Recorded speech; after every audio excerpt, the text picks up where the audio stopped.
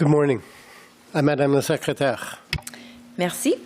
We'll now hear the presentation of Bragg Communications Inc. carrying on business as Eastlink. Please introduce yourself and your colleagues, and you have 20 minutes for your presentation. Thank you. Good morning, Chairman, Vice Chairman, Commissioners, and Commission staff. We appreciate the opportunity to be here this morning. I'm Natalie MacDonald, Vice President Regulatory at Eastlink, and with me today is Lee Bragg, Executive Vice Chair, and Marielle Wilson, Manager of Regulatory.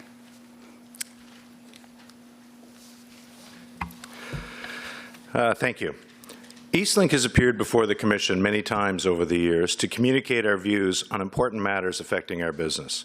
But the issues under consideration in this proceeding have the potential to significantly alter our investment plans going forward. It is critical that the Commission maintain a wireless framework that focuses on policies of advancing sustainable facilities-based competition, policies on which Eastlink has relied and based our investment decisions, and which are necessary for us to continue to do so in the future. To this end, we urge that the Commission not regulate an MVNO access regime. There is no evidence of a competitive need to do so, and there is no evidence that mandated MVNO access will bring the benefits sought. To the contrary, it would have a significant negative impact on facilities-based competitors and will impede the future of Canada's wireless industry. Instead, the Commission should strengthen its policies to reduce barriers for facilities-based providers so we can continue to grow our business. Eastlink is a family-owned company who started with one small cable system in Amherst, Nova Scotia in 1970. Through a series of acquisitions and investments, we have been able to grow our business to provide Canadians with TV, high-speed internet, wireline phone, and home security services over our state-of-the-art networks to communities across 7 provinces. Expanding into other service areas was a major decision for us, as we had to overbuild our existing cable network to provide internet and telephone services. Eastlink was the first cable company in Canada to compete against incumbent telcos in the wireline phone business. And although we were a recognized brand in the market, we faced a major uphill battle to convince telco customers to move their Lifeline basic phone service to a competitor who used a different technology. The Commission's policies and support recognize that investments in our network still required access to essential inputs controlled by the incumbents, such as access to support structures and interconnection. With that support, we were willing to take on the additional challenges of trying to convince customers to move their phone line from the only network they had known their entire life. As a result, consumers have benefited from choice and quality of networks, better prices and services, and we have seen the incumbents counter our investments with further investments of their own. In 2007, based on those same pro-investment policies, Eastlink decided to once again expand our services and took on the risk of building an entirely separate wireless network. Eastlink made the choice to compete with one of the best networks, so we built the first 100% LTE network in Canada. The wireless incumbents defended their position in the market with vigor, including making it very difficult to build our network in a timely and cost-effective manner. Many of the barriers we face, such as access to towers and roaming negotiations, have been described on the record of this proceeding. To date, we have invested hundreds of millions building our wireless business, which is now available to Canadians in 6 provinces. We have consistently invested 100% of our profits back into the business based on the belief that we will continue to do so as long as we can provide our customers with the best networks and best customer experience in a cost-effective manner while earning a reasonable return on our investments. We could not have made these investments and taken on the substantial risk without government and CRTC support through policies that encouraged facilities-based competition. We don't come here with exaggerated positions, nor do we come quoting expert reports or examples of international experience that may help us make a point. Instead, we come here to tell you why we have been successful thus far, to describe the importance of the policies that brought us here, and the need for the Commission to continue to stand by those policies, so Eastlink and other facilities-based providers can continue building our networks, growing our subscriber base, and providing competition to the national incumbents. Unlike the national incumbents, who have spent the last 30 years building their wireless business, Eastlink has only been offering wireless services since 2013. To get us where we are today, we acquired spectrum in 5 auctions. We navigated the barriers of obtaining access to infrastructure. We invested in 30 retail stores. We invested in new back-office systems. We hired and trained staff, and we endured lengthy negotiations with device vendors. And although we had an existing wireline business, we started this business with a customer base of 0. We faced the same pressures we did when entering the telephone business of convincing customers we have a high-quality network, and we did so in the face of aggressive campaigns by the national incumbents. To build that base and to do so properly means we must offer competitive services while also being mindful of the need to receive a reasonable return on the massive investments made. This takes time. The evidence on the record does not support the need to mandate any MVNO access. The range of services and offers available to consumers illustrates that regional operators are fulfilling the promise they made to bring sustainable competition to Canadians. However, even if the Commission is not immediately convinced of this, the solution is not to mandate that MNOs provide access to their network to MVNOs who have no desire or intention to invest in spectrum and facilities. To do so would simply handing over the potential subscriber base that we need to build a viable business to resellers who have made no such investments.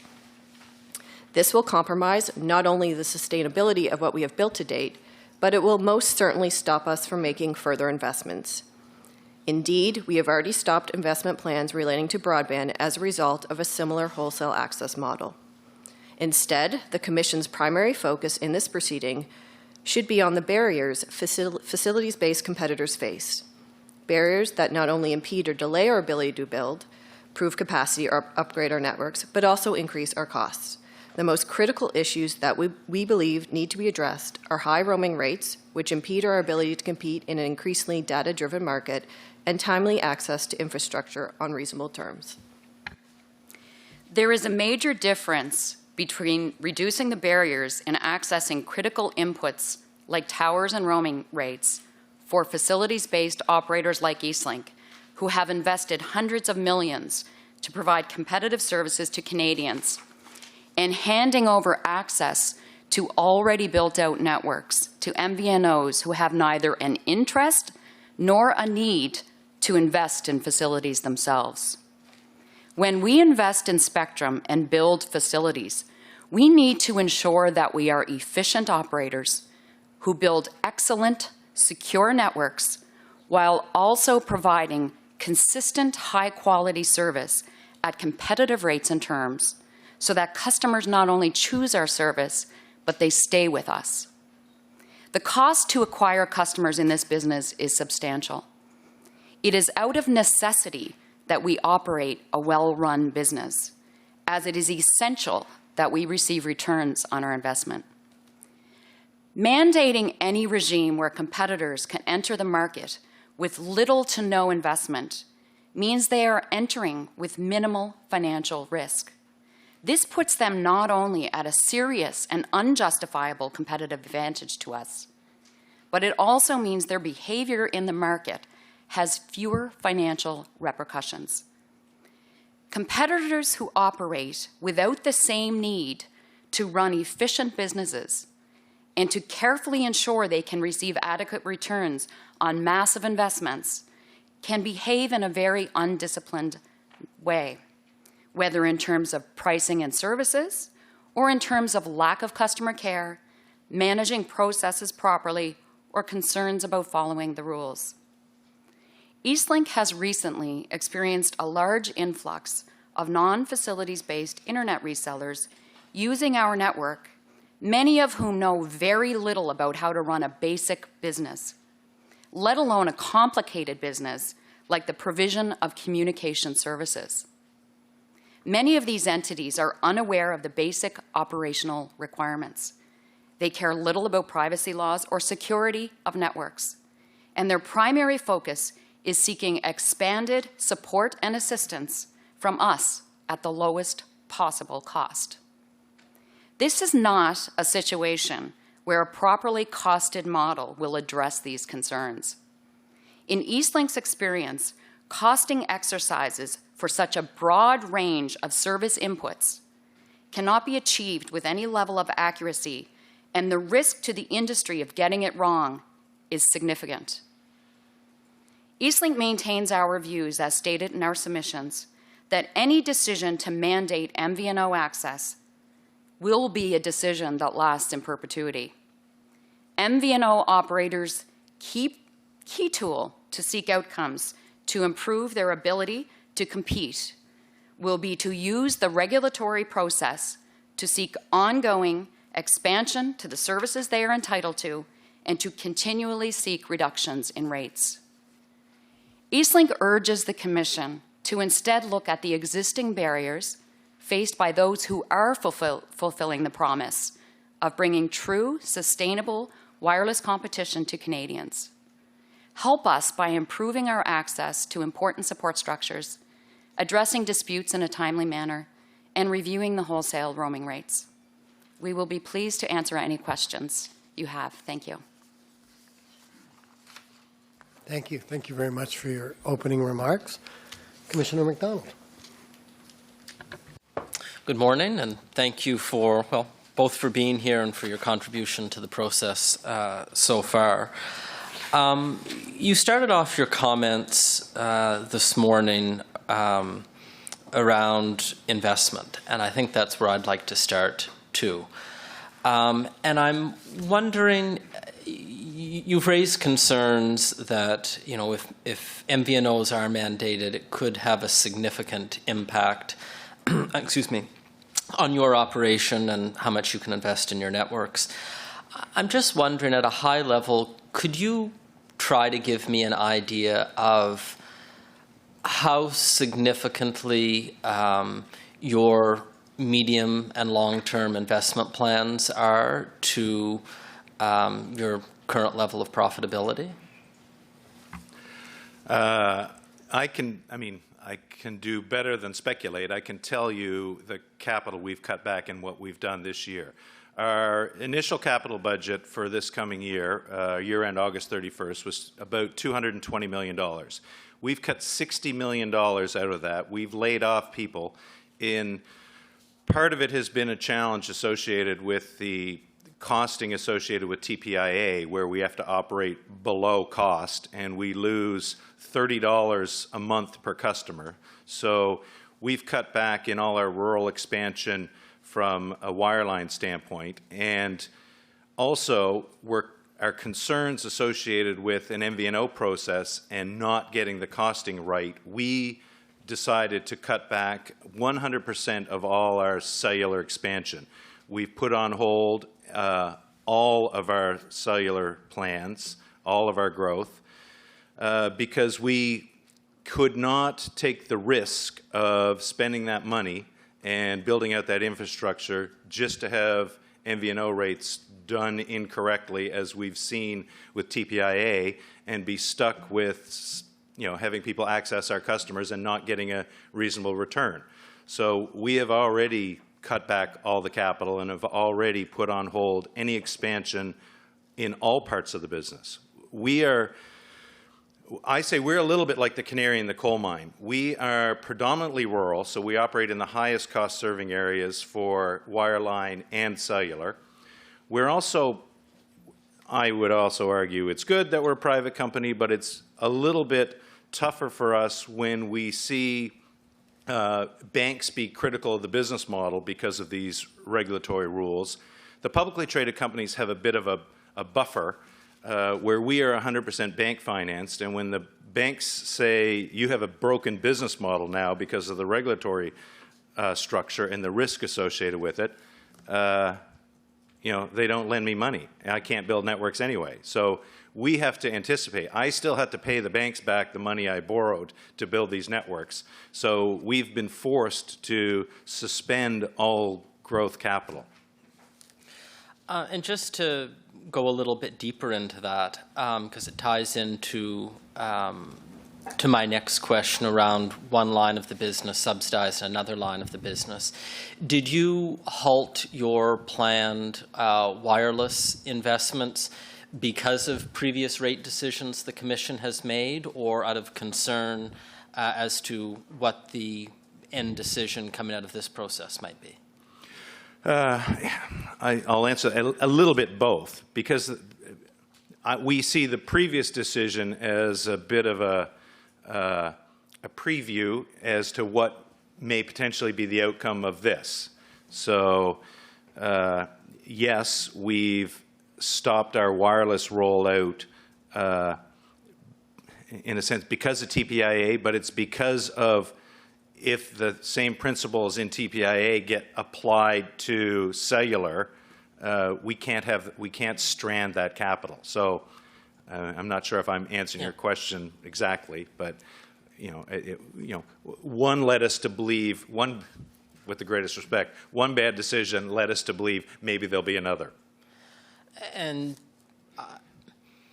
with respect to how closely those two levels of investment are tied, both wireless investment and wireline investment, I assume that also has an impact on facilities that you might have otherwise deployed that would be shared between the two services. I'm thinking perhaps a fiber build that might be delivering broadband to customers in a region, but might also be fibering up a tower that you intend to build.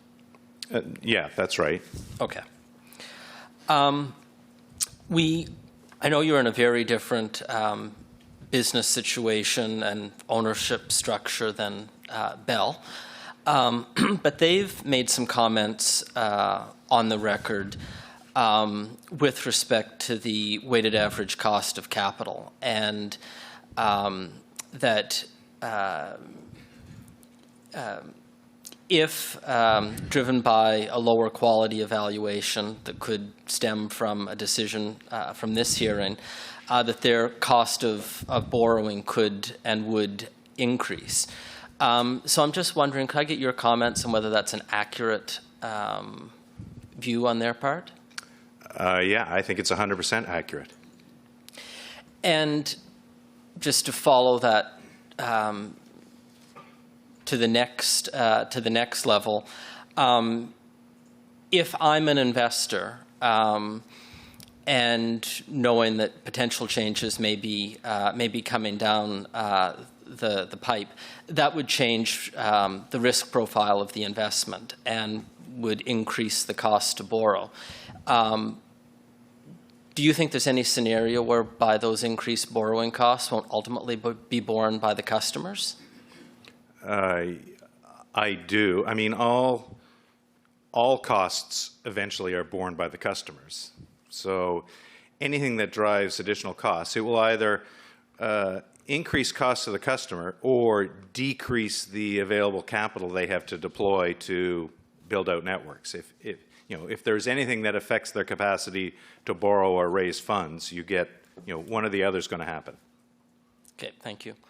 In your intervention, you indicated that competition is gaining momentum, and that's tied to the impact of regional providers such as yourselves. Do you still view prices as being high in Canada? Because we have study after study or comment after comment in this proceeding from individual Canadians that they do still feel that we pay too much for the services that are available to us. Do I think they're high? I know what it costs to provide the service. Canada is not a very densely populated country.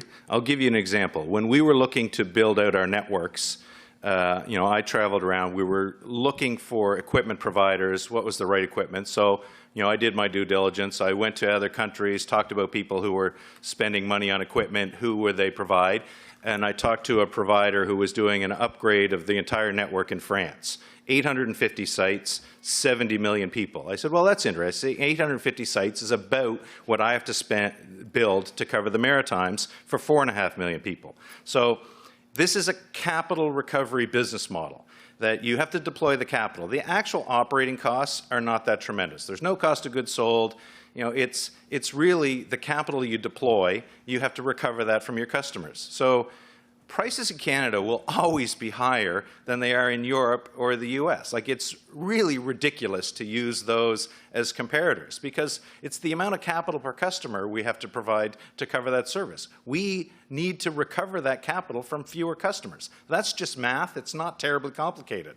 So if you ask customers, I mean, I would suggest your surveys are not statistically valid, that if I ask customers if they think they pay too much for gas, for cars, for electricity, for food, everybody says yes.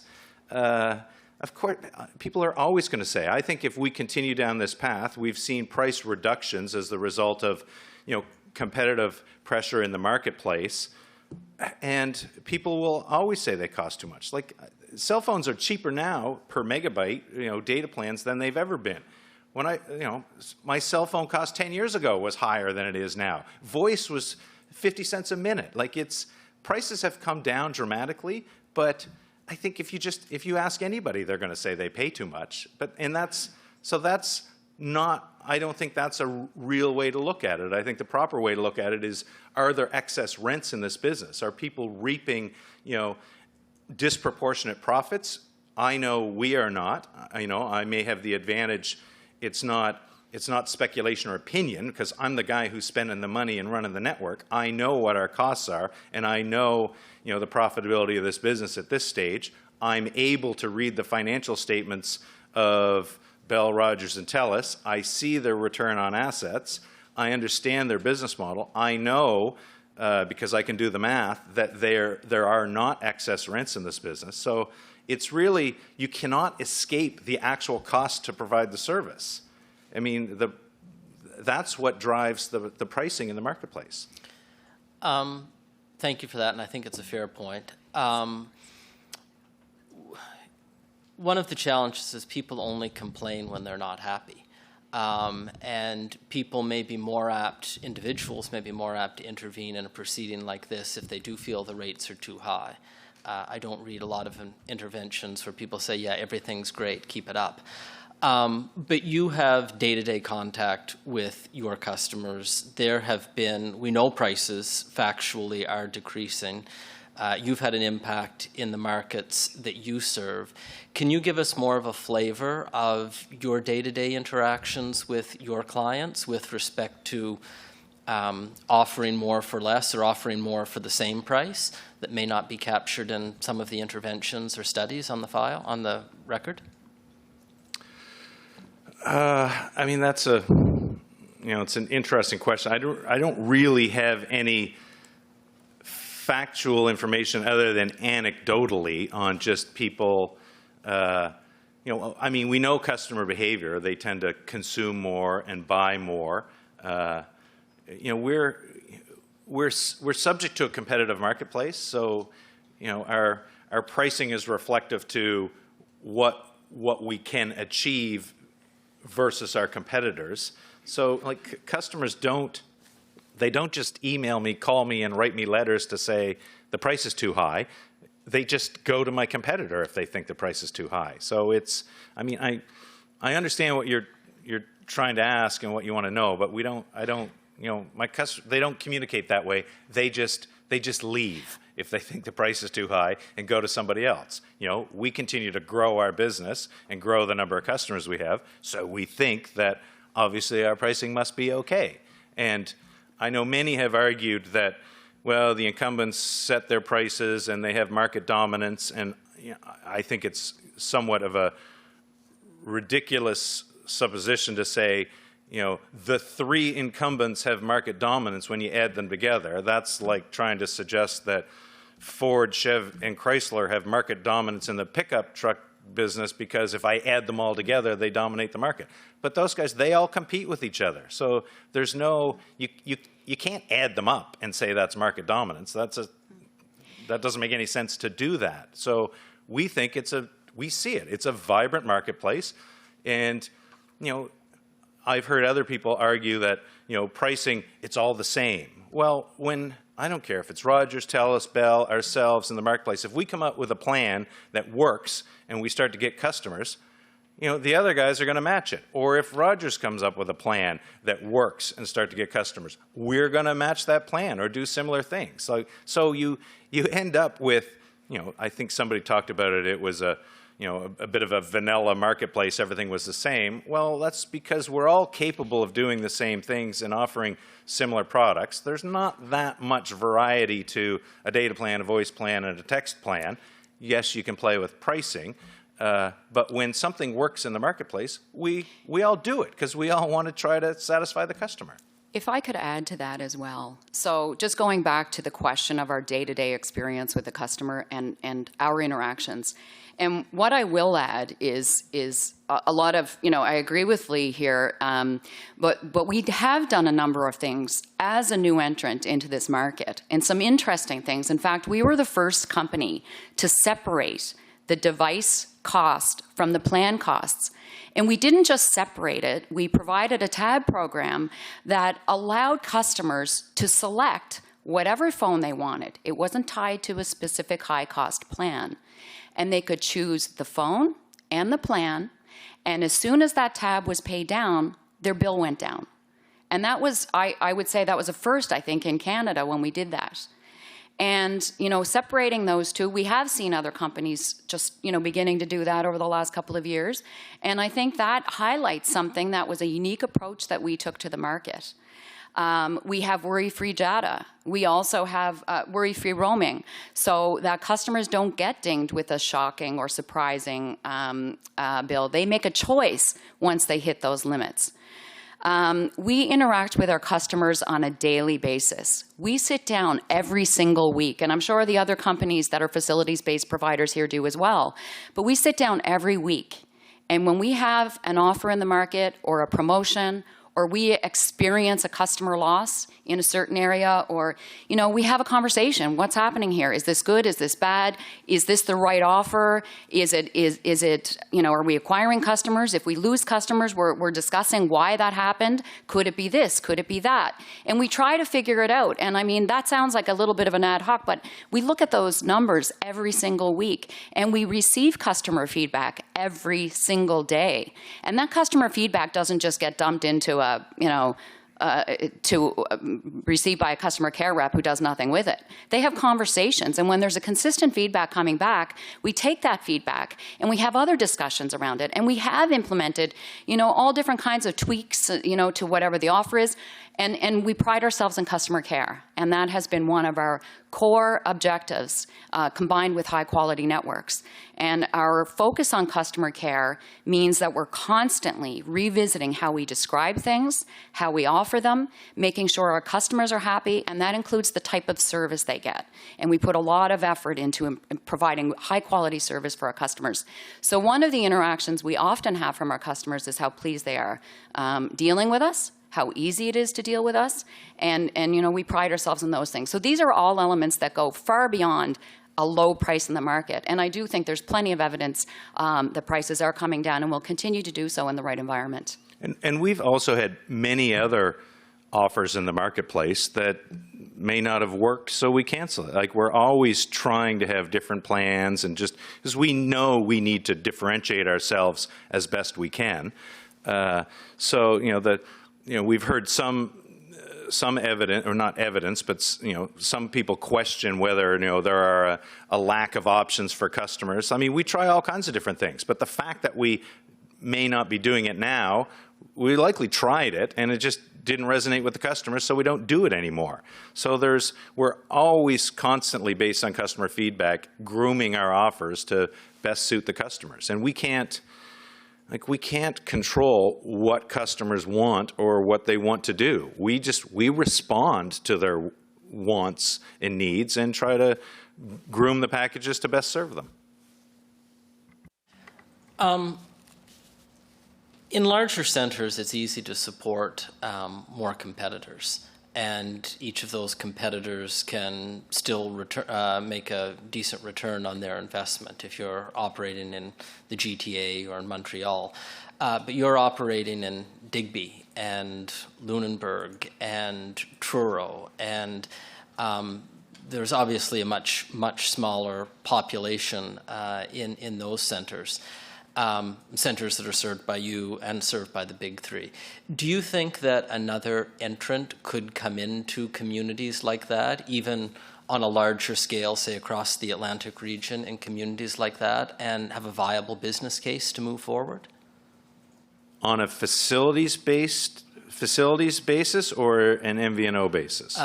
Both, so you can start with facilities. On facilities based, I certainly think it's more challenging in the rural areas. Again, it's a capital recovery business model, so the obvious place, and we've seen this in the past with some of the others who focused on the urban markets, because obviously that makes sense with the greater density.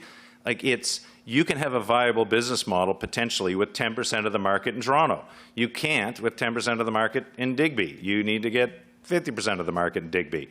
But so on a facilities based, yes, it's more difficult in the rural markets. Again, that's just math. That doesn't need to be an opinion. That's a fact.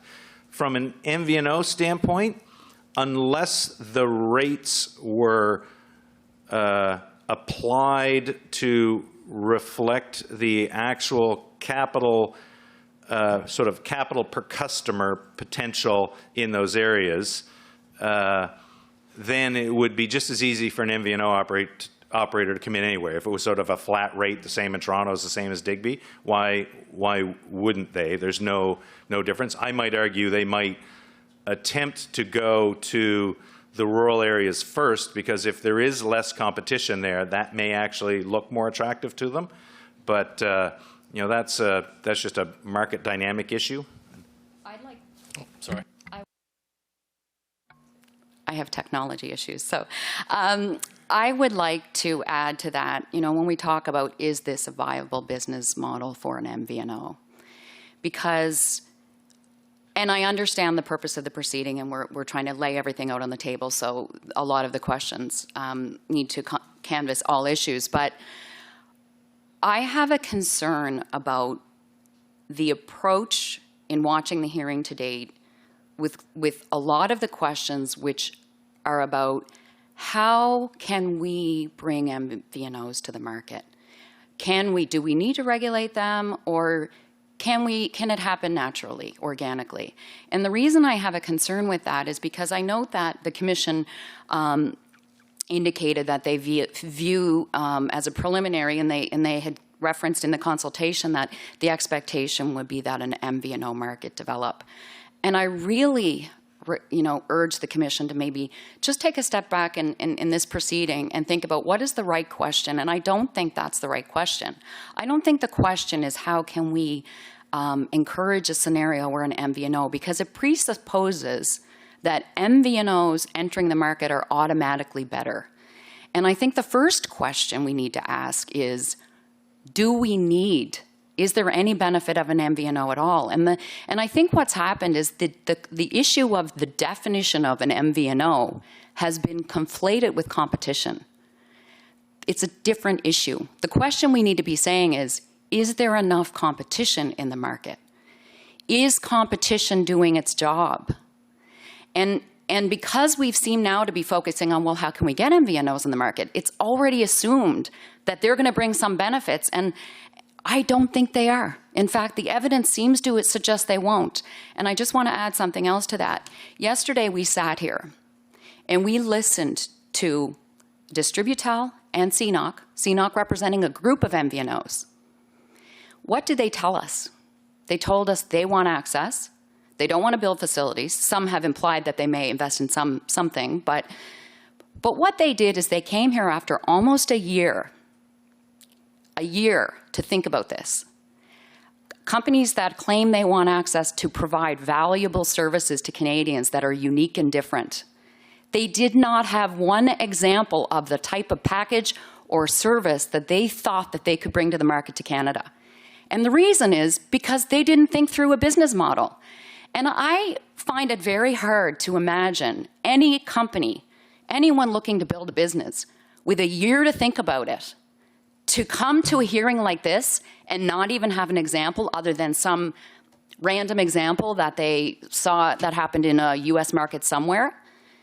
And so these are the reasons why we find it highly offensive. They want to come here and run an MVNO business within a year.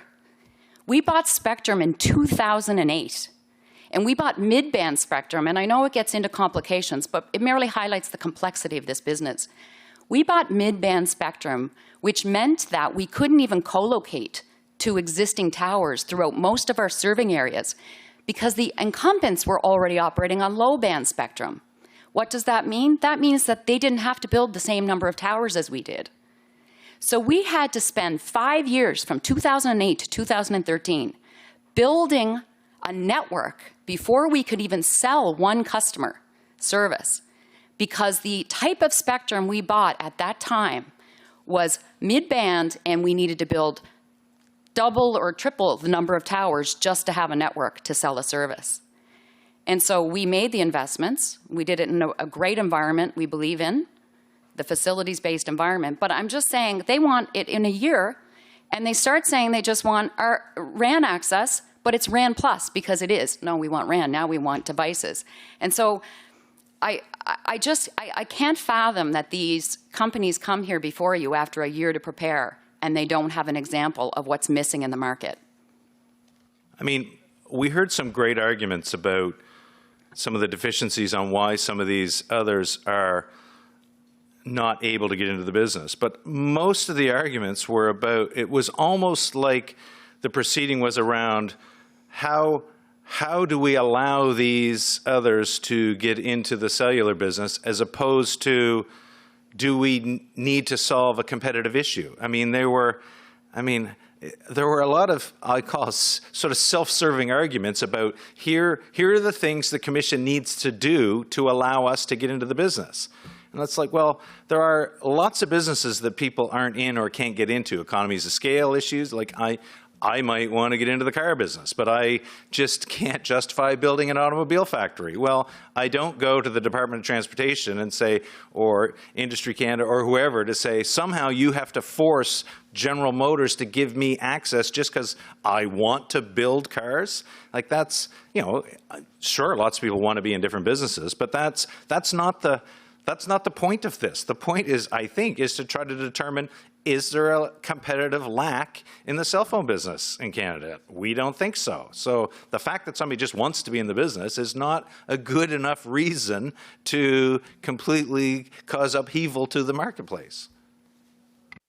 I sensed you may want to talk about the CNOC presentation yesterday, so I was going to give you the opportunity, but I'm glad you took it. I guess the next question is, we want expanded networks, we want better networks. From a corporate standpoint, from a business standpoint, how do you make the decisions with limited dollars, whether you're going to expand in a given region or invest in new technologies to improve customer service, for example? I'll answer the first one. How do we decide on where we're going to expand? You know, typically our rollout pattern is we go to the denser markets first. I'll use New Brunswick for an example. We built the major markets, Moncton, St. John, and Fredericton first. That was enough of the population we felt that we could launch the service. We rely on roaming arrangements to allow our customers, when they're outside of our network, to fulfill calls. So according to the roaming rules, we're not allowed to sell outside of the territories, and that's fine. And then we continue to say, well, based on our penetration, based on the number of customers we're getting, we just continue to invest. If, you know, I'll use New Brunswick, if for some reason we weren't getting the customers we thought we were, or in Sudbury or in Timmins, we'd say, oh, well, for some reason there's a deficiency in the marketplace, we're not attracting the customers. We'd change our offer. We'd try to figure out how do we get those customers. And so far that hasn't happened. If we were unable to attract the customers, well, then we'd say, well, we can't build anymore, because obviously this market is not receptive to what we have. As for the advancing technology, well, that's just a competitive aspect of the marketplace. I mean, we cannot fall behind our competition. It's no different than any business. You need to be able to differentiate, get ahead of your competition with new technology, products and services, or quickly follow if what they're doing is popular with customers. So it's just the competitive nature of the business drives those decisions to a certain standpoint. And I will just add one additional note. This industry, and the Commission has done a good job over the last number of years of addressing concerns. We've got also privacy laws in place. There's a lot of additional issues that we need to protect against going forward. Consumers are online all the time. There's cybersecurity issues. So we're facing ongoing challenges and costs on a daily basis to implement systems to prevent the company against cyber attack, which is every company. It's common. And that will continue. This is a business where people's information is out there on our networks and in everyone's networks that has a network, of course. But the point being, it's not getting easier. We need to be able to focus on the important issues about protecting Canadians that involve significant investments that we don't even know about today. Cybersecurity is a big one. I mean, we've also been doing other investments as part of regulatory requirements, but that are sensible, like wireless public alerting service, E911. There's recent call blocking, investments we've had to make. We've also have the unknown issues that come up. Major fiber breaks, subsea fiber breaks and wireline fiber breaks that happen every year at the cost of millions of dollars. We have Hurricane Juan, which fortunately, because we've made the significant investments we've made in our network, we actually fared out pretty well in Hurricane Juan. But these are investments that are critical to continue to protect the networks and to ensure that Canadians have the best quality protection going forward. I mean, that's why I say it's a complicated business. And those who are making these investments and doing it on a daily basis on all fronts are protecting the future data that Canadians are sharing with one another and transferring. And it's important, and I just don't think we should be making light of it. And obviously, we don't think, we want everyone to take this seriously. So these are the concerns we face every day, and people aren't just generally thinking about them when they think about how we operate our company. Thank you. Your comments, Mr. Bragg, about your wireless build-out in New Brunswick are a great segue to where I wanted to go next. Because in New Brunswick, outside of Sackville, the Eastlink brand is not as well known as perhaps it is in downtown Halifax, obviously. What unique challenges do you face in gaining brand recognition and selling to a population in New Brunswick that when they see the Eastlink logo, they're not familiar with it? Because if MVNOs do come to market, they will come with a multitude of new brands that will have no recognition within the public mind space. Excuse me, it's a good question. I mean, because initially when we started in the cellular business, our focus was going to be, let's build out essentially where we could on top of our existing wireline base. We already had an existing customer relationship. We thought, and I think it's obvious, it's easier to promote and communicate with somebody you already have a relationship with and already have brand recognition. New Brunswick was a bit of a expensive experiment. I was always of the opinion that I felt that it would be difficult for, I called them one-trick ponies, to compete in a bundled environment. So I was nervous about the concept of building out in New Brunswick. We had a bit of an advantage. New Brunswick's not that far from Nova Scotia or PEI. We generally had reasonable brand recognition. People were aware of it. I went to UNB, whether that was any help. My wife's from Fredericton. But my point is, it's not like I was going to the Yukon where nobody had ever heard of Eastlink. So we kind of re-rolled the dice, and it turns out we've done okay. But I think it's it's a bit of a unique circumstance. I would say I don't think we would have that type of success if we launched wireless only in Saskatchewan. Like, nobody knows us. We don't have any of that sort of knowledge or recognition to rely on. And again, with the greatest respect to my competitors, through, I'll call it, a series of historical events, and my knowledge and discussions with lots of people in New Brunswick, my competition, I'd say, was not dearly loved. So we saw that as a bit of an opportunity as well. That'll get me in trouble. Thank you for that.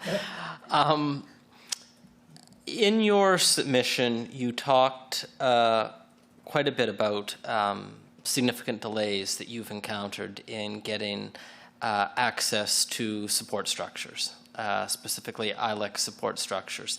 And I'm just wondering, can you help quantify the impact and the significance of those delays on your deployment plans?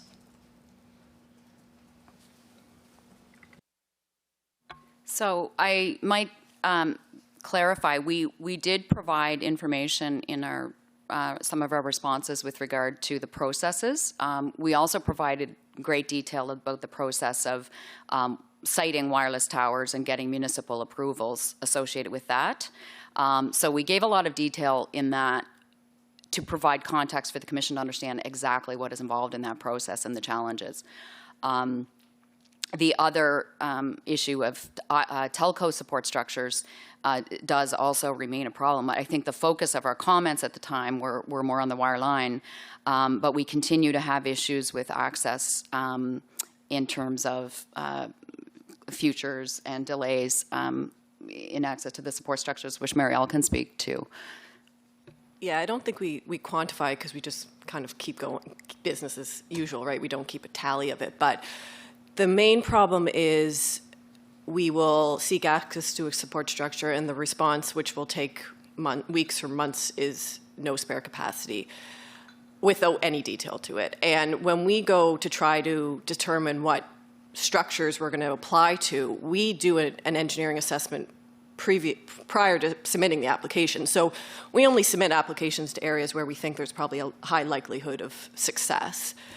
So when we get just a blanket deny no spare capacity, we're not sure why. We've asked, for their process around how they assess spare capacity, and they won't give that to us. So, we just kind of go on to the next structure. But it does have significant delays in our builds. I asked a similar question to TELUS yesterday, and you kind of answered it already, but can you give me more of a flavor of those conversations that you have with the ILECs when you're trying to access their support structures? I'm wondering if there's going to be delay in responding to you. Do they let you know? Do they give you reasons for denial? If a denial does come through, do they say, we can't do this, but we could accommodate your request taking this particular pole route if we're talking about a fiber build, for example? It varies, but generally no. The application permits are done through a third party, and it's a portal generally. So we'll just get a notice back, no spare capacity. There's not a lot of back and forth. So no, they wouldn't, from my knowledge, they wouldn't suggest an alternative location. It's just denied no spare capacity. Okay. And what about reserving spare capacity? I want to give you an opportunity to discuss that because, again, when I was asking the TELUS panel, they suggested it would be appropriate to reserve spare capacity for 3.5 years when pressed for a number. I guess what would your thoughts be on a 3.5-year reservation period? That sounds like a long time. I can only, I've also heard some people say it should be 2 or 3 months. I would argue that's, that would be great, but that's realistically too short. I think of our own business planning cycles. We tend to know, 6 months, certainly within a year of what our capital plans are for the following year and what we're going to do and where. So we would have an understanding of what our use of our facilities or our support structures are going to be. So is 3.5 years, I'm pretty sure TELUS does not have a detailed engineering plan for what they're going to be doing where 3 years from now. I suspect they do a year from now. So a year seems reasonable, maybe 18 months. I mean, you do have to, I'm not trying to defend TELUS, but I mean, it does take time to plan out, but their argument on why 3.5 years was the right number seemed to be a little baffling, but it's it certainly takes time. But that's when we see that on towers, we see it on pole lines, we see it all the time. It's just the fact that they can reserve it for future use, and there seems to be no mechanism to hold them accountable on whether they actually ever use it. And we don't see the same thing when I think of a pole line support structure. When we go to electrical utilities, it's a much different experience than it is with telco-owned facilities. So they're the same facilities, so we know it's not necessarily something unique to the pole that a telco owns versus the pole that an electrical utility owns. So, I mean, I don't know. I'm going to say 1.5 years to sum it up. Okay, thank you for that. Just one question, and it's a bit of a stranded question on its own before I move on to low cost and affordability plans. Because you built into multiple different markets, I want to ask, do you notice a difference in the quality of your competitors' networks or their customer experiences when you move between various different regions? And the reason I ask is Bell commissioned a study by Charles River and Associates that said pricing variations are across the country are tied to differences in the quality of the networks. I don't think we've done an exhaustive look on the quality of our competitors' networks across the country. I would say there are differences, but we just see it in maybe we get more customers in one area than another. We don't necessarily ask why or do a ton of analysis. I do know our networks are different in different areas just based on whether it's timing of a capital upgrade program or the density, the number of customers we happen to get in one area versus another might drive a different decision. So there are lots of different things that can contribute to differences in networks in different geographies. But so, I don't know, that's conceivable. But at a very high level, would it be safe to assume that you try and always build to the same standard? There just may be practical reasons why at a particular point in time or in a particular region you can't?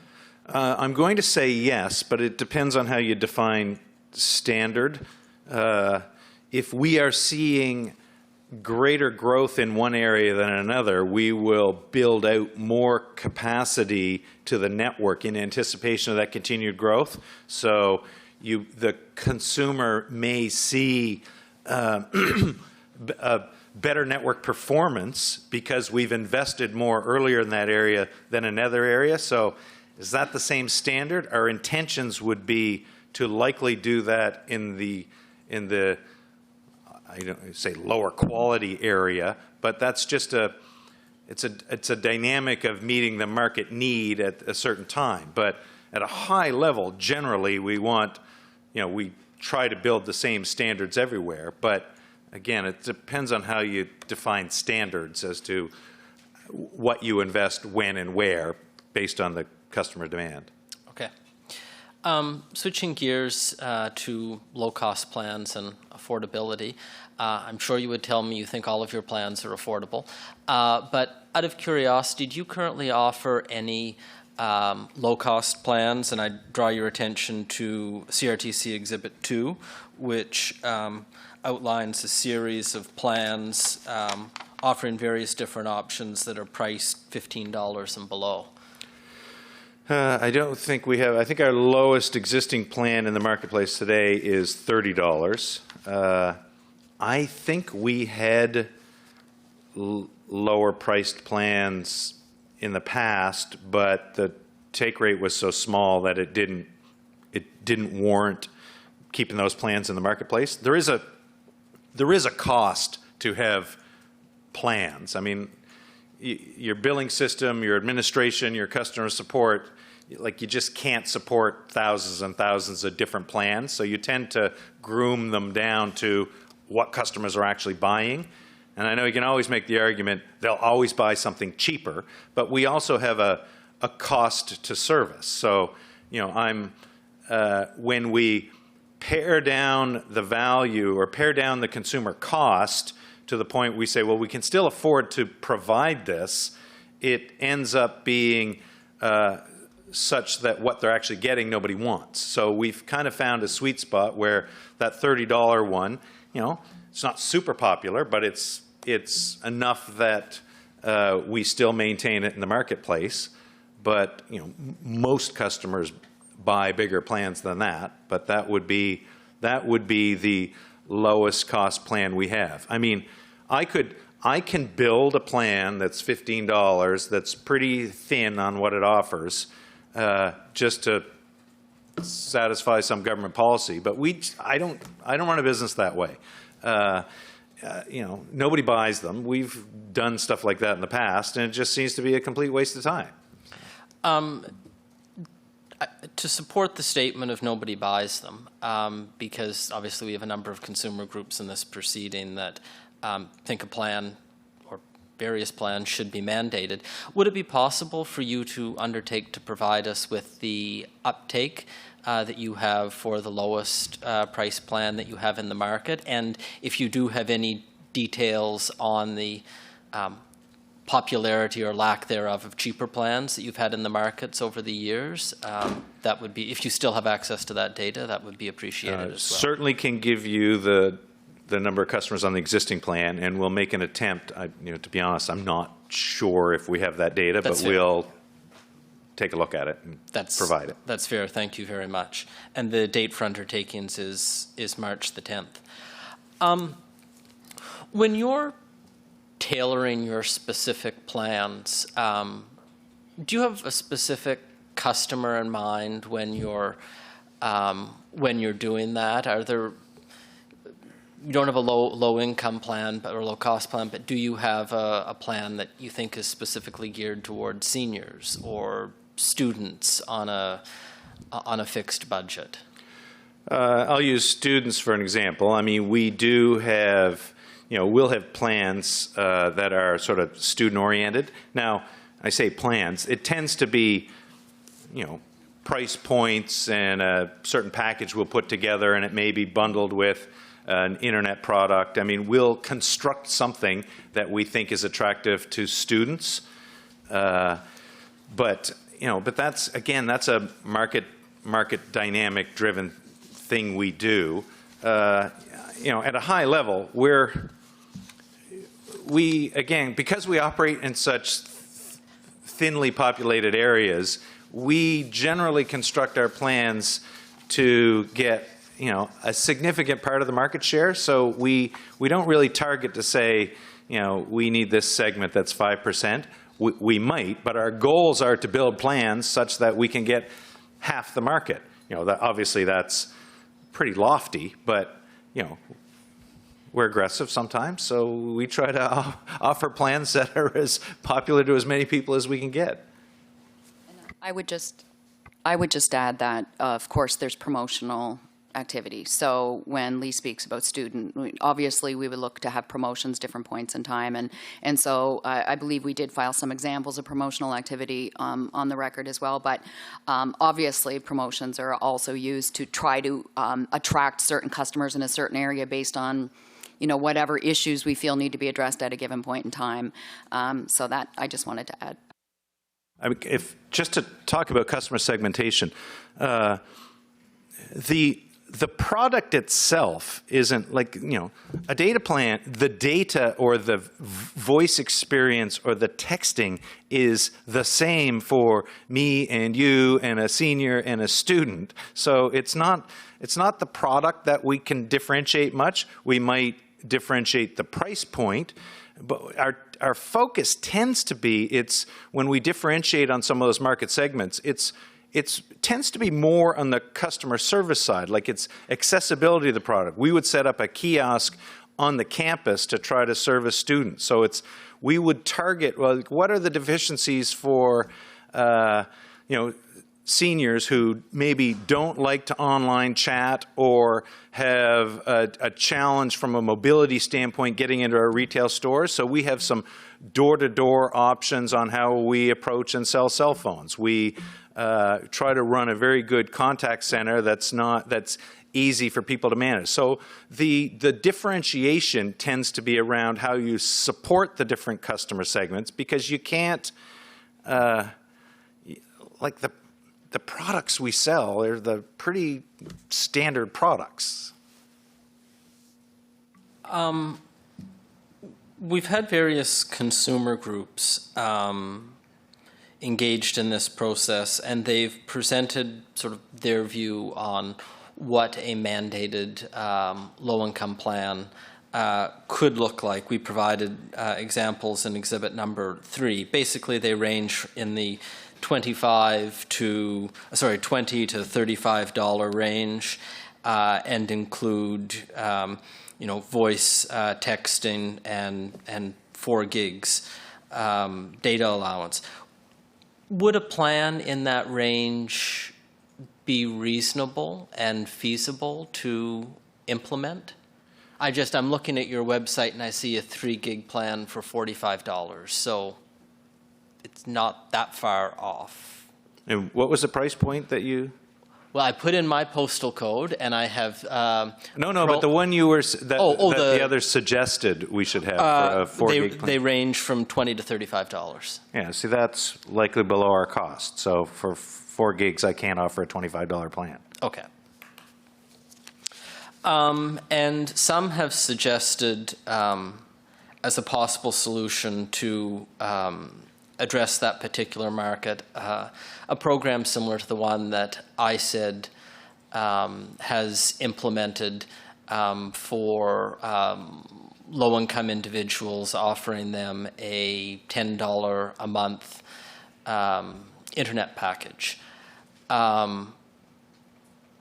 Putting aside what the features would be, putting aside what the price point would be, would a similar type of framework around a low-income wireless plan make sense? The challenge we always get into when discussing these things is they ultimately force us to offer a product below cost. It's very difficult. I mean, I understand I said $10 plan. It's logistically challenging. I don't think it works particularly well. We've opted out of it for those reasons. We know where our margins are. It's difficult for us to offer products below cost. Personally, it's not real. I don't think it's our responsibility. I think, low-income issues are a societal issue that I think lots of people can work to solve. But to, ask us to do it below cost, like, that's tough. We're already in a tremendously competitive marketplace. Like, we don't have the room to do some of that. It's not to mean we can't work with, we actually have worked with, the local municipalities on some issues, offering cable TV to some of the subsidized housing areas. So there are some things we could do. I mean, wireless is a little tricky because there's no geographic boundaries. If you're thinking about, whether it's video, landline phone, internet, you can control it a little easier, but I have a hard time trying to figure out how you, other than with an artificial cap, which again I don't like about the ISED plan, that doesn't make any sense to me either. It's hard to do. I guess maybe generally, could you comment on the wisdom of mandating one specific low-income plan that would apply across the country? And the reason I ask is, depending on where you live or who you are, the features may be very different that you require based on how much data you use. A low-income individual living in an urban center may have better access to free Wi-Fi hotspots than a low-income individual in a very rural community that you may service. We don't think that's needed. Although we just spoke about our own challenges serving smaller rural areas, we have no urban areas. We do know that on Exhibit 2 on the record, there's plenty of examples of various service offers available, including some with data at the $15 price point. So I don't know, I don't think there's a need necessarily, and we've heard some evidence that those who are offering those plans, they're not seeing the kind of interest in them in any case. But I think there's plenty of offers available out there that would serve those markets. And I think as competition continues as well, and in an environment that facilitates further build-outs and cost improvements, et cetera, we're just going to see more of that coming. Prices have been coming down over the last few years, and they're likely to continue in the right environment. I don't know, but I've got a very strong hunch that you look closely at your competitors' websites and perhaps send secret shoppers into their stores periodically. Do you think the lack of uptake for some of those low-cost plans is just because they're not promoted, general lack of awareness? I'm going to say no, but that's based on our experience of some low-cost plans that we used to have, is that unless you're going to have a low-cost plan that is actually a discounted big plan, that you get all the value of the $50 plan for $15, when you pare it down to something that you can actually afford to offer, and you get into this argument. This happens all the time. You get into this argument of needs versus wants. Well, this is, from a low-cost plan, it only needs to be a bucket of 1 gigabit of data and 200 minutes of voice and 25 texts. You could argue that meets the needs, but it doesn't meet the wants. Like, everybody wants something different. What everybody ends up saying is, no, I want the $55 plan for $15. And then, that's where the thing kind of falls apart. I mean, it's, that's the challenge. So I don't necessarily know that it's a lack of advertising or a lack of effort. Like, it's not, I know somebody's going to argue, well, if you don't have high-speed internet, how can you go to the website to see they're not hard to find if you want to look for them. Okay, thank you. We've talked a lot about low-income plans. Just generally speaking, how do you train your sales staff, whether they're on the phone, on a live chat, in one of your stores, on their interactions with more vulnerable Canadians? Specifically, how do you match them to the right plan for their individual needs? We do have thorough training programs for our staff, and the objective is to provide customers with what they want. And we do take great pride in our customer service. And it wasn't that long ago that we were before the Commission in another proceeding investigating, sales tactics and looking at them. And in that process, we were actually asked to file volumes of our materials of how we train. So I recall pulling that information and looking at them. And, our materials include quite a bit of detail around getting to what the customer wants, providing the right service for the customer's needs. And so our staff are trained to inquire, similar to what others have said earlier this week. You know, what is it you need? What are your day-to-day needs? What do you have today, to try to get at the right plan and options for them? And if we don't already have it on file, would you undertake to provide a copy of those training manuals? Sure, we could. There may be a significant amount, but we can even look to what we filed and Okay. and reference that or provide it. Perfect, thank you. Excuse me. MVNOs. Your position, I think, is very clear, but I do just have a few questions on that topic. If we look at the Bureau's proposal, where MVNO access would be granted in areas where companies had spectrum but hadn't yet deployed, I would think Eastlink would qualify. I assume you have spectrum assets you have not yet deployed. Would you be interested in becoming an MVNO yourself where you have yet to deploy? I looked at the Competition Bureau's approach, and it's not all bad. I think I think it would potentially allow us a little more speed to market, and allow us to start acquiring customers, pre-build or during a build-out phase. So, would we take advantage of it? Possibly. A lot of it would depend on the rate. Yeah,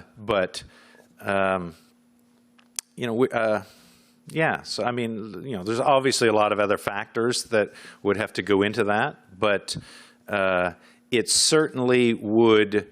I mean, a little bit of the risk is, it actually takes some of the risk away. I mean, we could launch in an area on an MVNO basis pre-build. If we didn't get very many customers, then we'd say, oh, okay, we don't want to build now.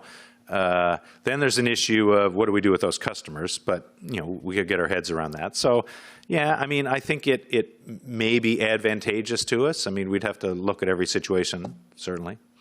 Would the information you'd receive under such an MVNO arrangement be better than the information you receive with your roaming arrangements? I'm thinking specifically on where to build next. You would know today when customers are leaving your network, and that may inform some of your decisions about where to put the next towers. Would MVNOs help in that regard? Possibly. We already get information from our roaming arrangements on where our customers are roaming. That's one of the things that drives our build-out decisions, are if there are certain towers that we see we're roaming a lot on a Bell Tower or a Rogers Tower, because it's, for whatever reason, our customers are passing through that area. We will target those areas to build out. So from an MVNO standpoint, it may allow us to pick and choose where we build. I mean, there are certainly market dynamics that drive where you build and when, but there's also just a network efficiency to how you build out your network. You can't just willy-nilly throw towers out there. You end up with lots of borders you have to manage. You tend to want to sort of, I call it, creep your network out on the edges and not build a bunch of islands. So again, theoretically, yes, but practically, I mean, I'm not sure. It would just depend on what type of information we got, where it was. So I'm going to say possibly. Are there any tweaks to the Bureau's proposal that you would suggest to make it better? And maybe you haven't thought about that and you want to take that offline and provide it as an undertaking. Yeah, I think I'd like to think about that more. Okay, thanks. You mentioned that if you were to become an MVNO, it might help your speed to market. Would that, in certain regions, would that benefit that you would gain offset concerns that you may have with mandated MVNO access in general? I think it depends on how the MVNO structure. If it's Competition Bureau MVNO, that speed to market may be valuable. If it's sort of just like I'm going to call it resale light MVNO, I don't know. So much of it depends on the rate. I'll get to the rate in just a moment. I think I just want to clarify, and that's, I guess, the challenge with all of these different versions of MVNO. We do not support in any way, shape, or form a mandated full MVNO or a version of that that does not involve the MVNO operator operating without licensed spectrum. And so my understanding is that the Bureau's proposal is that the MVNO would have spectrum. I would expect they would have licensed spectrum and requirements associated with that. So that is an important distinction that I would want to make there. And that's correct. And you may want to provide this as an undertaking. Would that positively impact your plans to acquire more spectrum in the future? If there was a mandated If there was an MVNO regime, MVNO as the Bureau has proposed. it possibly could impact our participation. If it's, and I don't like keep coming back to TPIA, but if it's, and this is where I have a challenge. If the rates are done improperly, I'll say too high, then it's of no value to anybody. If the rates are too low, it will definitely threaten further investment. That may be a short-term benefit for us because I can shut down my network and I'll just go on somebody else's network. That's got a short-term benefit for me. It's got a long-term detrimental effect to the industry, but in a way, I'm not likely going to care because I'll be operating on a crappy network along with everybody else. So my competitive stance in the marketplace is going to be equal as the networks, as there's less and less investment. That's fine. I'm at no disadvantage. I get the benefit of roaming or operating on a below cost rate as compared to the guy who owns the network. But that's not beneficial in the long run. Like, we tend to think we're going to be in business for a long time, not just the next 10 years until the networks grind to a halt. So might be fine in the short term, and that's the challenge I have with this whole thing, is getting that sweet spot of the right rate. And our experience has been we don't get the right rate done. It's not as detrimental when it's an element of your business. I would argue the roaming rates, although better than they were, aren't exactly right. We've got lots of evidence to suggest one way or the other, but that's only an element of the business. Access to Twisted Pair years ago, was that the right rate? I'd argue not quite, but again, only an element of a business. When you're talking about a wholesale rate that is the business, when it's off, that destroys the business. So and again, it comes back to, I don't think anybody's demonstrated the need to suggest that it's not a competitive marketplace. So why would we risk stopping all investment and destroying all the progress we've made just because a handful of people are trying to make an argument they want to get in this business? Like, it seems a little ridiculous to me. I expect I know the answer to this question, but I assume if you're supportive or lukewarm towards the Bureau's proposal as is, you would be against any scenario whereby MVNO access would be granted to providers, even if they own wireless spectrum, outside the areas where they have licensed spectrum. It would allow you to provide service in, I don't know, Iqaluit, for example. As appealing as that may be. It's a bit of a ways from Halifax. Yeah, again, we're in an exercise of trying to chop this thing up a little bit on what might be acceptable or what might not be in a situation that I don't think is necessary to have the discussion at all. So I haven't spent much time speculating on what elements of this bad idea I think are acceptable or not. So it's. No, I appreciate your comments. Just one area before I move on to my final few questions. What were your thoughts on the Cogeco model? I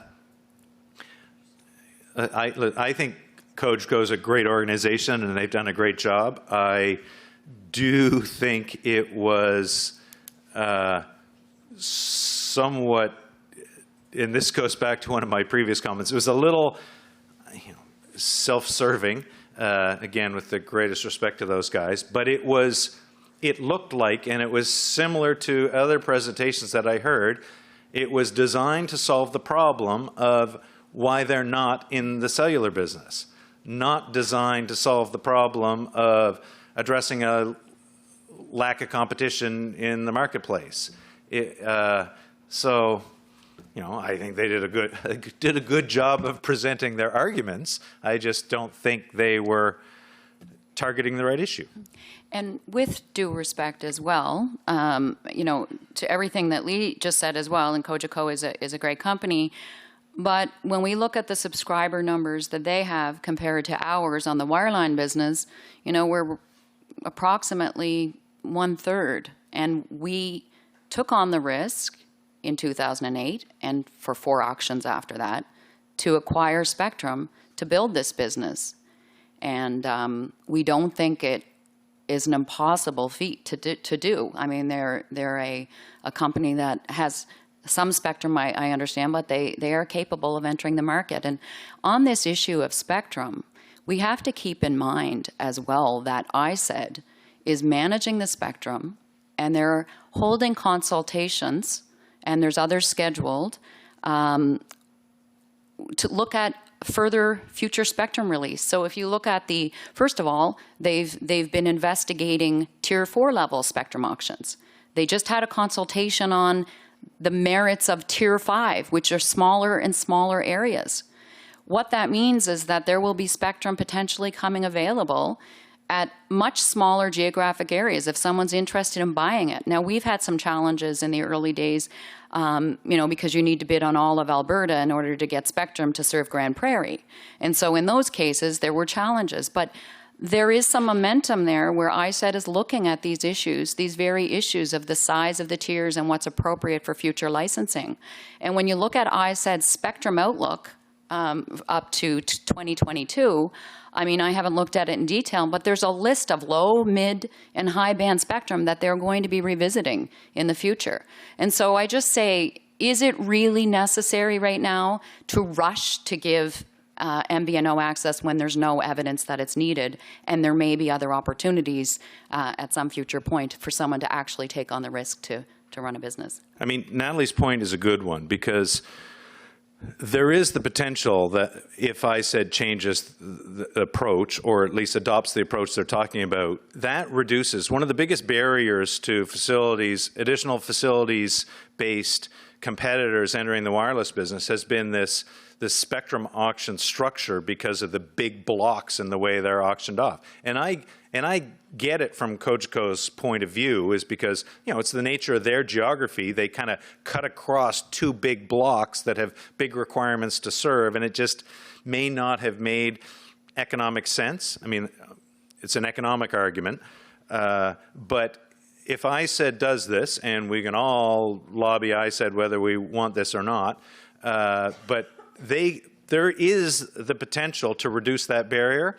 So if we assume that that is achievable, which I think it is, and then the access to spectrum in those geographic sizes that fit some of these different, smaller, different geographically challenged organizations. If that's off the table, then I think now we're just in an economy of scale argument that is, I don't think that's a regulatory jurisdiction. Then it just comes back to the, well, I want to be in this business and I'm too small. Well, you know, with the greatest respect to all those guys, sometimes that's just too bad. Like it's, Coachco's a bigger company than we are, so they should be able to get over that hurdle. I use TechSavvy, for example. They're bigger than we are. You know, so if they want to invest, if that spectrum auction issue is gone, then it's just a business issue. They choose to do it or not. Thank you. Seamless roaming. I take it from your submission that you have not been able to negotiate seamless roaming arrangements with anyone. Can you give me a flavor of those negotiations? I think what I'd like to say about seamless roaming, and it really gets to kind of our core philosophy, I guess. In the early days, we certainly, it's a great to have. Obviously, we would like to have seamless roaming in the sense that it's better for the customer, particularly if they're on a highway and they drop a call. There's quite a bit of evidence on the file, on the record of this proceeding, with a range of debates about whether it's feasible or not feasible, whether it's costly or not. And also, companies that are operating these wireless networks are at different stages of the evolution of their network in terms of LTE, LTE Advanced, et cetera. So I think it becomes complicated as to what is the right answer and whether it's actually feasible, because everyone is operating from a different experience as to where their network is right now. What we know is that there will be some technical requirements to implement it. At certain network evolutions, depending on where you are, it may be more cumbersome than in others. And there may be some costs associated with that. What we also know is we cannot have our roaming rates go up. In fact, we absolutely think they need to be reviewed to go down. And if a discussion around seamless roaming is going to, as part of that, involve increases or any costs incorporated into roaming rates, that would be problematic for us. The rates are already problematic. So when we pick our battles, we're trying to be reasonable here and say, what is it logical for us to have to run our business? And in our experience today, we're not ready to say we absolutely need this at any cost. We're focusing on, let's review the roaming rates. Let's try to improve some of the debates we have about getting access to infrastructure in a timely fashion. And that's our core concerns here today. Thank you. Shaw indicated in their initial intervention that national MNOs are incented and able to foreclose new competitors from gaining access to the spectrum they need. Would you agree with Shaw in that regard? Or do you have any evidence that they're hoarding the spectrum? I mean, are they hoarding the spectrum? They go into the spectrum auction like everybody else. Do they put it on the shelf for future use? Maybe some. I do know there is only a limited amount of spectrum. Everybody's capacity requirements are growing like crazy, so everybody's trying to get as much spectrum as they can.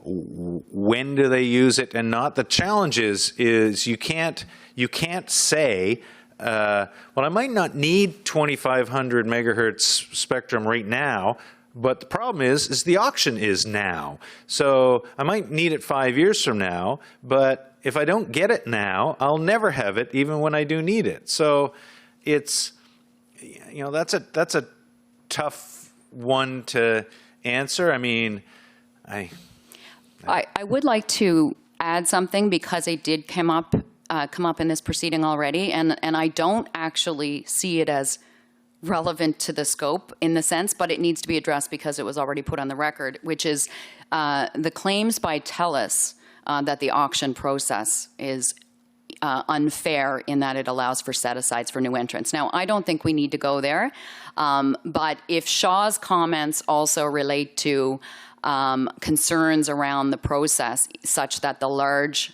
national wireless incumbents will seek to acquire as much as they can to the exclusion of new entrants, I think that's a fair concern, which is the very basic reason why we've always supported and advocated set-asides in the auction. So again, not an issue here, but I just want to get on the record that we absolutely disagree with TELUS. Set-asides are critical and have been for the auction process so that we can acquire spectrum. Okay, thank you. I just have two more quickly. One I should have asked earlier. Have you approached any of the national operators in the past to negotiate a roaming agreement? And part two, have any potential new local MVNOs in your service territory approached you trying to seek MVNO access? Well, you asked if we have approached any of the national carriers for roaming agreements, which we have because we have roaming agreements with everybody. But yes, no, I meant you. Sorry, Eastlink becoming an MVNO. Has anybody approached us? Has anyone approached you? Yes. No, not to my knowledge, and I would hope that that would be part of my knowledge if somebody did approach us. Okay. And just one final question, without getting into your plans with respect to rolling out 5G. Some parties have suggested a 5G working group with various different stakeholders to try and address some of the complexities in rolling out the network, complexities in dealing with many, many different municipalities. Would you care to comment on the effectiveness of a possible working group? We agree that it's difficult and it's challenging to have to deal with multiple municipalities. As a small company, participating in multiple working groups is a significant strain on resources. And the concern we have is that the processes put in place for, say, a Toronto would then apply in a small community in Nova Scotia. So we're not quite sure how that would work. I think what we would like is, a simple process laid out. I don't know if that has to be an extensive working group with everybody across the country. Okay, thank you very much. Those are my questions. Thank you. Commissioner Leisner. Hi, I just have one question and relates a little bit to what we just discussed. You've talked about the issues that relate to concerns about access to infrastructure and towers and that sort of thing. There's been a lot of discussion on the record regarding issues that, relate to ISED and rules and that sort of thing.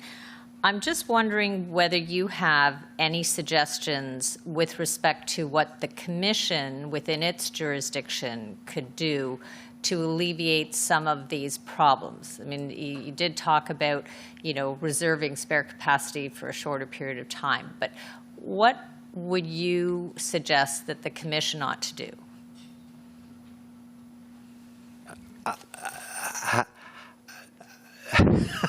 I was going to caution you to be polite. How broad we can certainly discuss in our eventual decision what we've heard, but in terms of our jurisdiction, what do you see that we can take in terms of concrete steps to help alleviate some of those issues? Part of the challenge is maybe I should know, I'm not perfectly clear how much jurisdiction creep you're allowed to have into what ISED does. ISED does some great things. Their challenge is they're not as sort of structurally oriented when somebody fails to comply to something. I mean, I will often complain that you guys get some things wrong sometimes, not always, but you have a structure on when there's a rule or there's a process on how it's done, and then some penalties, alleged teeth. Like I said, they're not very good at that. They don't have that. So yeah, they can have a policy, but then they don't really have any mechanism to hold anybody to it, and that's a bit of a challenge. They're not very good from a market policy standpoint. So if there's any opportunity for you to, again, jurisdictionally creep in and do some of that stuff, that would be potentially helpful. Natalie? Okay. So what I will say is we'll start with the easy one, which is telco support structures. Because there's a lot of argument on the record around the issues with that. And we think that's the easy one because the Commission already regulates a telco support structure. In fact, it regulates access, facility access to that structure, has already made decisions to address wireless equipment attached to that infrastructure, and the definitions within the support structure tariff already allow for both wireline and wireless attachments. So when we talk about concerns around microcell access to telco support structures, it's, as far as we're concerned, already addressed. Does it need tweaking? Maybe some will say it does. But we already have negotiated or arranged construction standards pursuant to those processes that can be, and have been in some cases, addressed for microcell attachments. So we don't agree with any of those parties who have said something new and a separate new tariff needs to be established. We think that would be a whole lot of work and it's unnecessary. It just needs maybe a bit of tweaking, but we don't think it does. And we have our answers on the record in that regard. On the issue of challenges similarly with getting access to municipalities, we've just described, our thoughts on working groups. But ultimately, I think there may be room for the Commission to be able to address on a case-by-case basis, or whether one case might set a precedent that avoids future with regard to a dispute or an issue of not getting access to the municipality quickly enough. There's plenty of argument on the file as well with regard to the Commission's jurisdiction and whether there's it's a public place, and et cetera, and whether whether the wireless connection is actually qualified. And I think that there is room for the Commission to say, yes, there is. So I think that the Commission certainly will have to look at that, but we think that might be an avenue that allows for at least escalated issues to be dealt with quickly.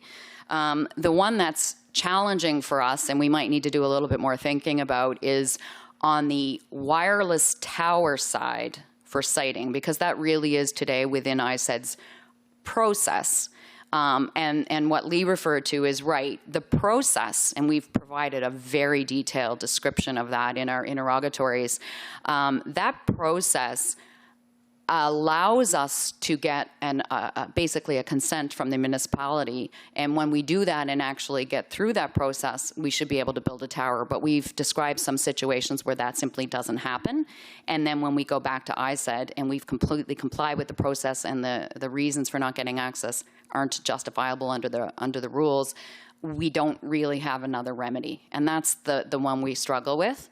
And so I often think, well, okay, we've got a situation where ISED sets a process and can manage the spectrum, et cetera, but the Commission has stepped up under its jurisdiction to deal with sort of the details of the dispute issue, the allocation of costs when there's a dispute on a tower. So I do think there's room for the Commission to deal with disputes we have on wireless towers that have to do with the costs of upgrading when we seek access, and who pays them in certain disputed cases. I think the Commission is equipped to do that, and I would say because there is no process to deal with that at ISED, that the Commission could step up and do that. That's my reaction to the question. So, thank you very much. That was a much better answer than mine. That's fine. Commissioner They're both Barron. good. Thank you. So you very clearly explained your capital recovery business model. And I wanted to ask a question about future retail prices and how those might be impacted by your capital plans. So hypothetically, let's assume we continue with the current regulatory regime. in your view, do consumer prices have room to come down in the short term? Or do you absolutely need your current margins to pay back your past and future capital spending? In other words, do you believe that in Canada we will end up with prices being structurally higher than in other jurisdictions for the reasons that you explained in terms of the capital needs? Or do you believe that they have room to come down? I do believe they have room to come down. But also, I don't think they'll come down to the levels that we see in other jurisdictions, because the reasons why our prices will go down are the same reasons prices can go down in other jurisdictions. And what I'm saying is, as consumers, like if you just freeze the business today, nobody consumes any more data, that the average consumption stays at whatever it is, 2.5 gigabits a month, so many minutes of, then we don't really have much opportunity to lower prices. You know, we're always going to react competitively, but at some point in time, we're pretty close to operating at the margins now that it gets hard to say, well, prices will continue to go down. They cannot go down below costs. Where we see them going down is as consumers continue to chew up and use more and more data, the incremental cost to provide more and more data actually gets less. Like, it's incrementally, every new gigabit of data we put on the network costs a little less than the last gigabit. So the average cost of data goes down actually as people use more, and that's where we've seen prices actually go down. Prices going down per gigabyte. You know, lots of our plans have remained flat because from a pricing standpoint, but we've continued to add more and more capacity, and customers continue to use more. So you get that balance effect. So yes, I do see prices to continue to go down as long as we continue to see usage going up, which I do think usage will continue to go up. I mean, if you think about, you know, a cable modem customer or an at-home internet customer still today uses 500 to 1,000 times the data that a cell phone customer does, and that's generally because of the, I'll call it the economic restrictions, because the cost to service, the cost to provide data over cellular network is hugely more expensive than it is on a wireline network. So there's an economic disincentive to use. But to my point, as long as that marginal cost continues to go down to provide additional data, that in effect will, on a usage basis or per megabyte, continue to lower prices. Okay, so if I'm looking at it from a consumer standpoint, the consumer may not necessarily see their absolute bill go down, but the relative value that they're getting is it's better value, in other words. Right. Okay, thank you. Thank you. Just following on the discussion you just had with Vice Chair Leisner, Ms. McDonald, if you wish, you can put on the record through an undertaking suggestions you might have with respect to the tower siting issue. Obviously, as Mr. Bragg said, this is well, there are two regulators operating here, and each has their proper realm of activities. But it's always useful to hear proposals for improvement, and I'm sure the officials that I said are carefully watching this proceeding. So feel free to do so if you wish to. Okay. I have no further questions. I believe Council may have a couple of short questions. Thank you, Mr. Chairman. If you've been following the hearing thus far, you likely have an idea of the flavor of question that I'd like to ask you. It has to do with low-cost plans and jurisdiction, specifically. whether protecting the interests of vulnerable consumers would be a valid consideration for the Commission in potentially reasserting some form of rate regulation. Again, it's clear that you wouldn't consider such a measure to be necessary, but at the jurisdictional level, would you consider that to be a valid consideration?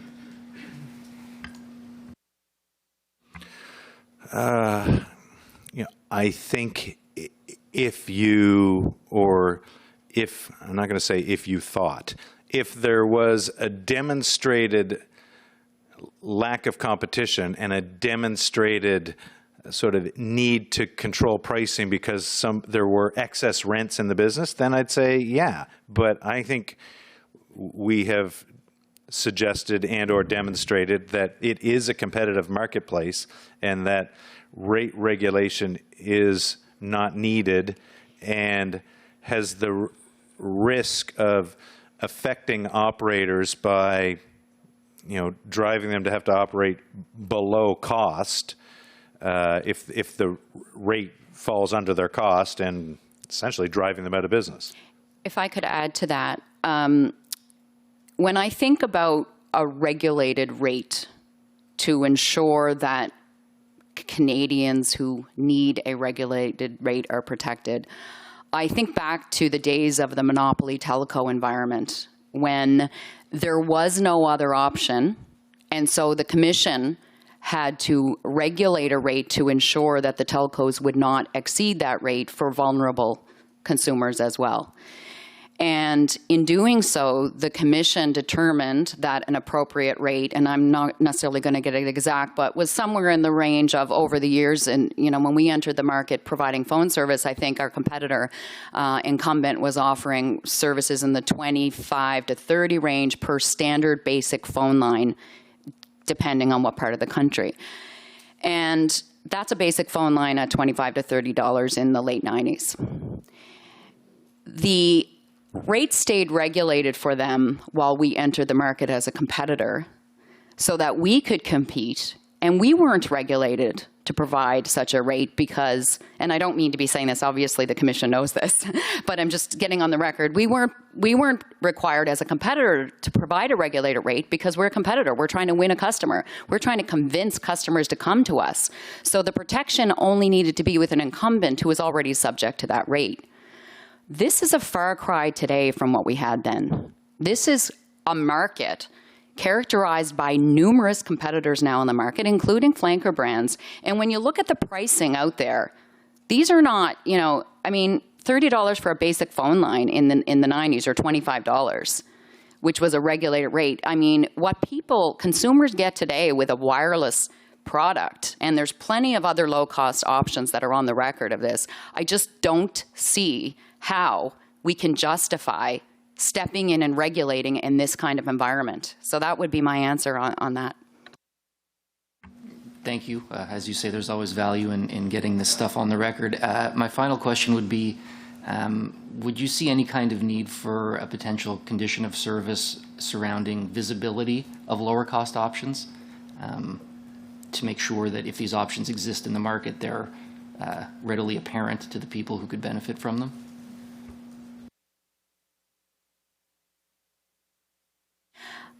I'm just trying to think about whether that already may exist in some form or fashion, whether it be in a consumer code, expectations. I know that there are definitely legal requirements for transparency of pricing, et cetera, in terms of disclosure of every plan, et cetera. I don't know if that's already in place under a CRTC code of conduct, but it's something that we might have to look at answering. I don't know the answer to that right now in terms of whether it should be mandated.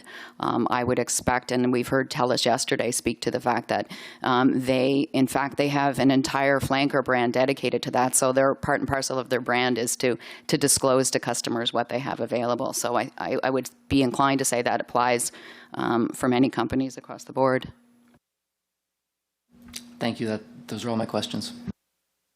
Thank you. Thank you for your presentation and responses today and for traveling to be with us. Much appreciated, as always.